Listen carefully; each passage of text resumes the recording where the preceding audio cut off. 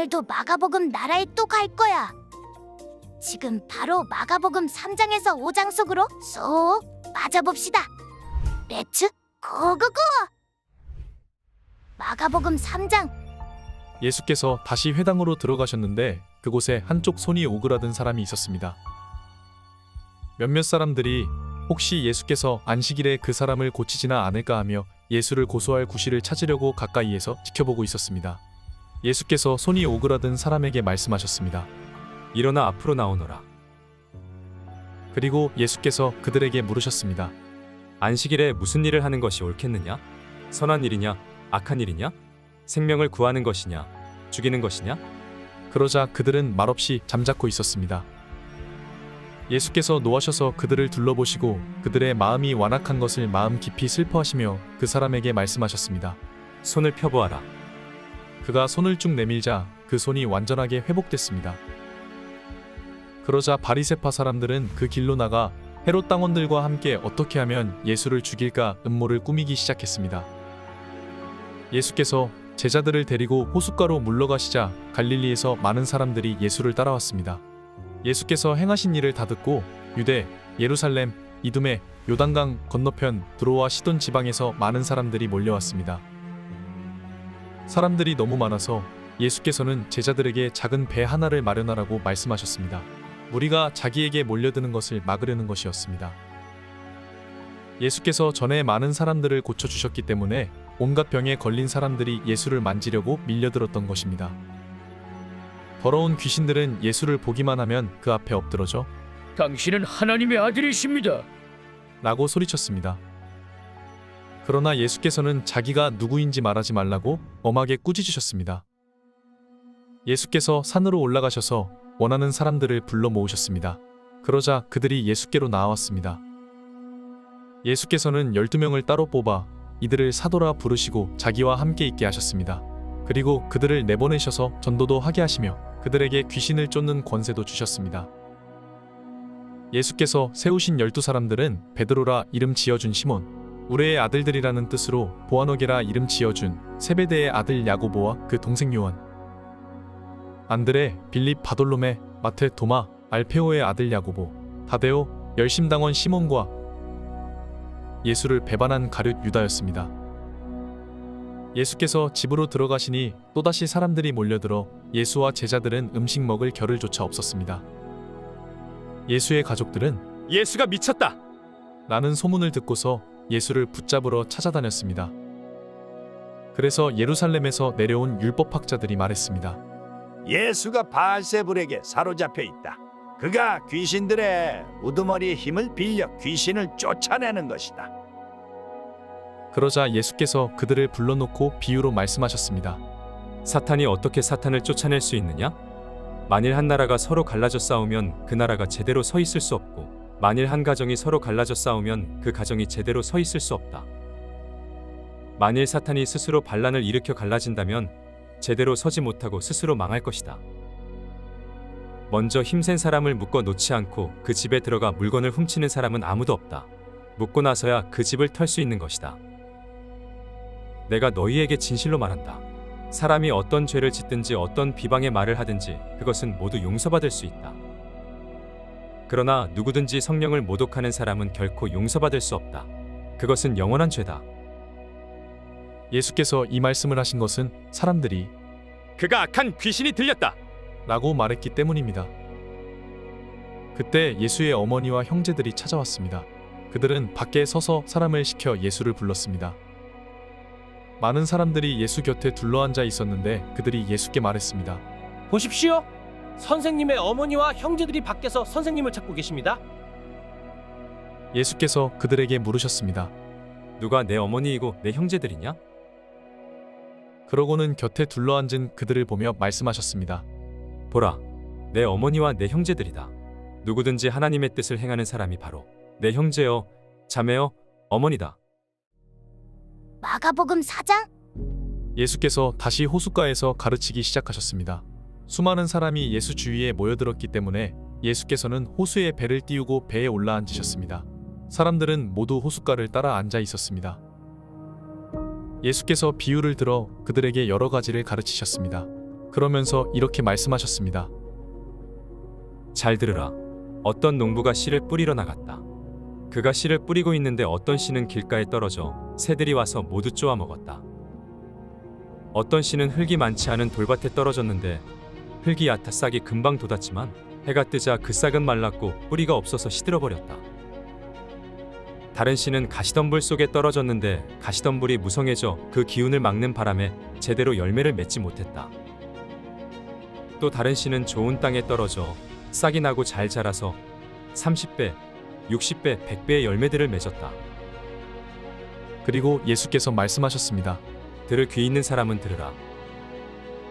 예수께서 혼자 계실 때 12 제자들과 그 곁에 있던 사람들이 그 비유가 무슨 뜻인지 물었습니다.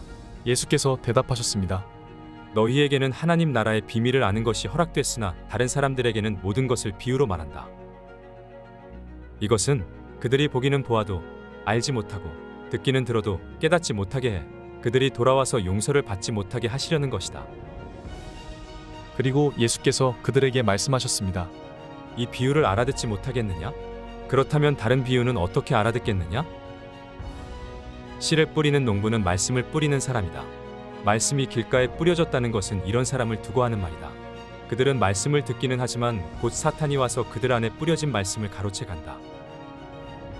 이와 마찬가지로 말씀이 돌밭에 떨어졌다는 것은 이런 사람을 두고 하는 말이다. 그들은 말씀을 듣고 기뻐하며 즉시 받아들이지만 뿌리가 없어서 오래가지 못하고 그 말씀 때문에 고난이나 핍박이 오면 곧 넘어진다. 또 다른 사람들은 말씀이 가시밭에 떨어진 것과 같아서 그들은 말씀을 듣기는 하지만 이 세상의 걱정, 돈의 유혹, 그 밖에 다른 많은 욕심이 들어와 말씀의 기운을 막고 열매를 맺지 못하게 한다.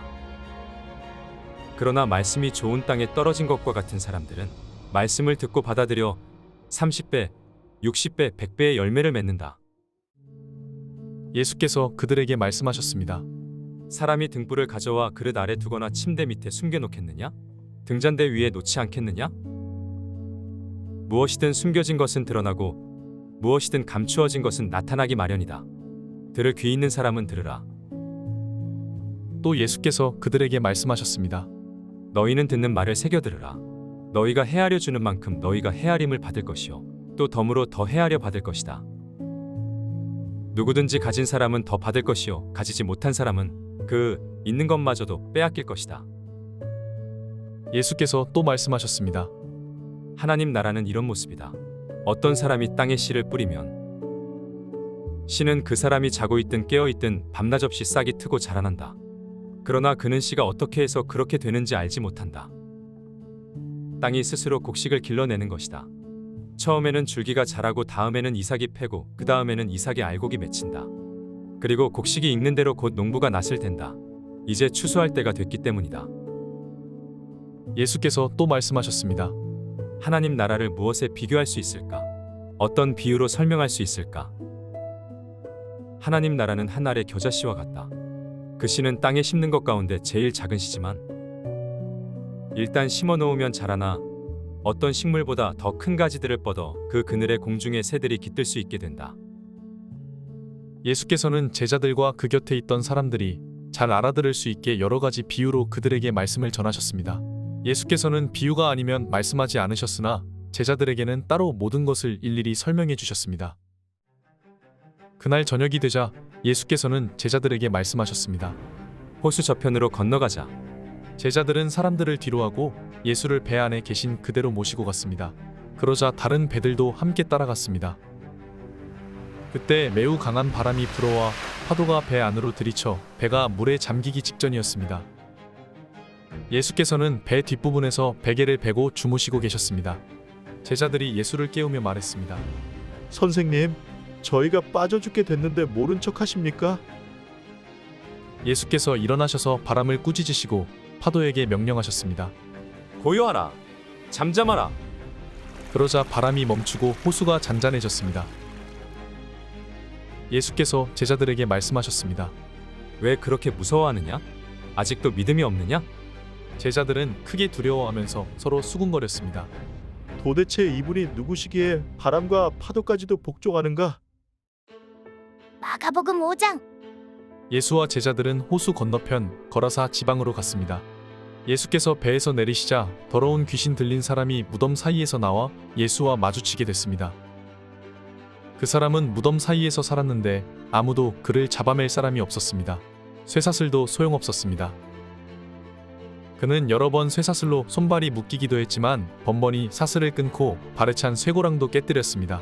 아무도 그를 당해낼 수 없었습니다. 그는 밤낮으로 무덤들과 언덕을 돌아다니며 소리를 지르고 돌로 자기 몸을 찍곤 했습니다. 그런데 그가 멀리서 예수를 보더니 달려가 그 앞에 엎드려 절을 했습니다. 그러고는 찢어질 듯 큰 소리로 외쳤습니다. 지극히 높으신 하나님의 아들 예수요, 제가 당신과 무슨 상관이 있습니까? 제발 저를 괴롭히지 마십시오. 그것은 앞서 예수께서 그에게 더러운 귀신아, 그 사람에게서 나와라. 하고 말씀하셨기 때문입니다. 그때 예수께서 물으셨습니다. 내 이름이 무엇이냐? 그가 대답했습니다. 내 이름은 군대입니다. 우리 수가 많기 때문에 붙여진 이름입니다. 그리고 예수께 자기들을 이 지방에서 쫓아내지 말아 달라고 간청했습니다. 마침 큰 돼지떼가 거기 비탈진 언덕에서 먹이를 먹고 있었습니다. 더러운 귀신들이 예수께 애원했습니다.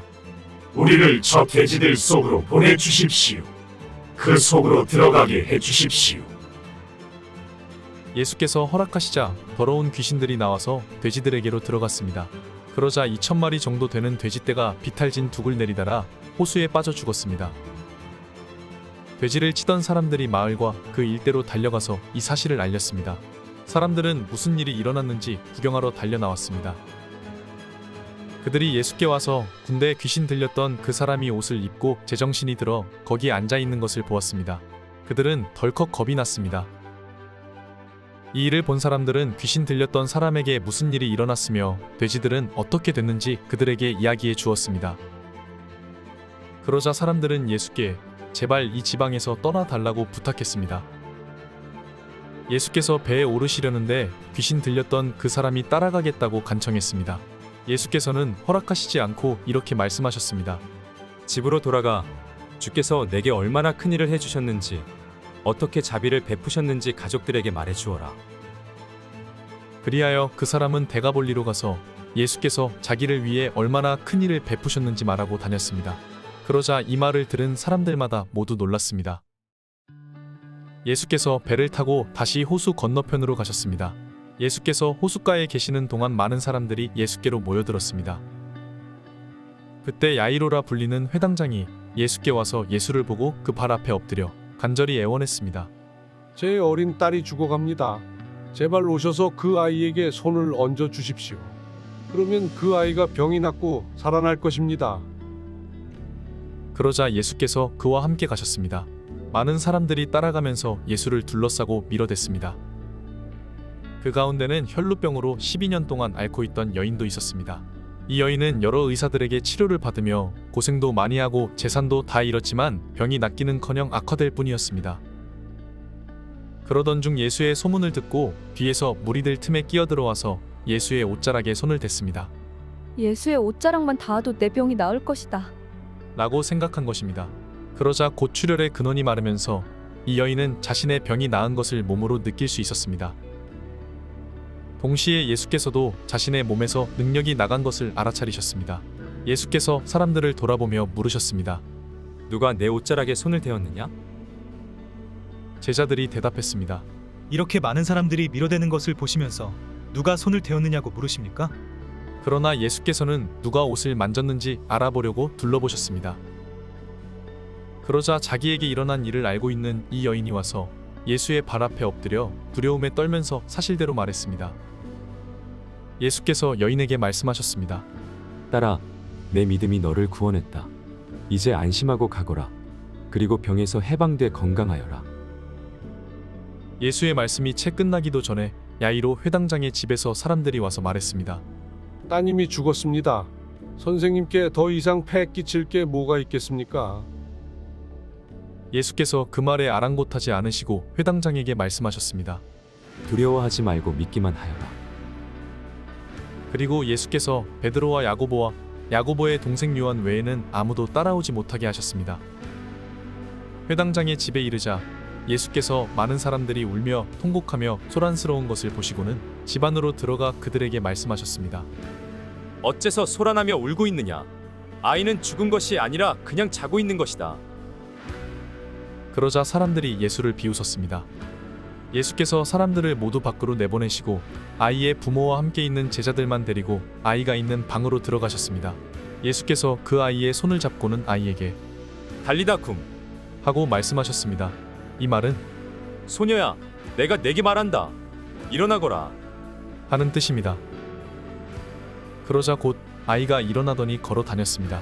이 소녀는 12살이었습니다. 이 일을 본 사람들은 몹시 놀랐습니다. 예수께서 이 일을 아무에게도 알리지 말라고 엄하게 말씀하셨습니다. 그리고 아이에게 먹을 것을 주라. 하고 말씀하셨습니다. 수고했어, 친구들. 다음은 어떤 말씀이 우리를 기다릴까? 그럼 다음에 또 만나자. 안녕.